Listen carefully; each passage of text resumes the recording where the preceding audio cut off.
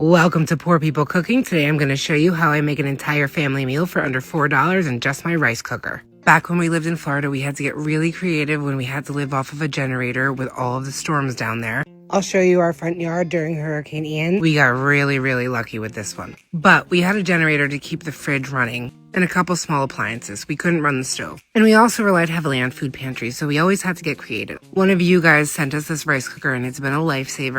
We had one similar when we lived down there, but it got lost in the move. So in there, I added some rinsed rice and the appropriate amount of water for the amount I used. I seasoned that with salt and pepper, but not too much salt because our other ingredients are going to be a bit salty on their own. I'm using 2 packets of soy sauce that I had laying around. Most Chinese restaurants will give you a couple if you ask, even if you're not buying anything. Now, I sent my husband to the store to get some canned ham. He got the wrong one. Normally, I would use this cheap one from Walmart, and I just added it in with the rice and the soy sauce.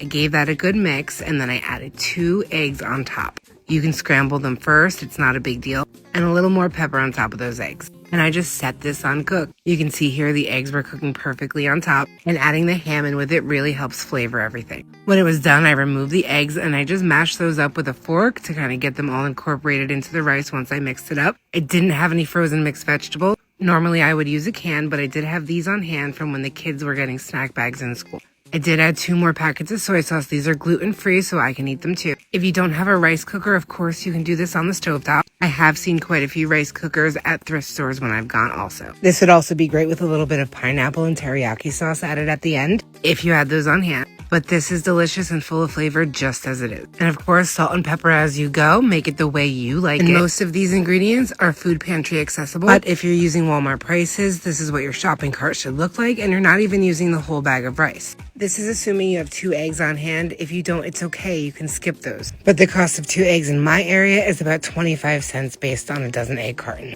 So even with those, we're still under $4 for this entire family meal. And it's got everything my family needs to keep our bellies full. Let me know if you try it and what you use your rice cooker for. I'll see you all soon.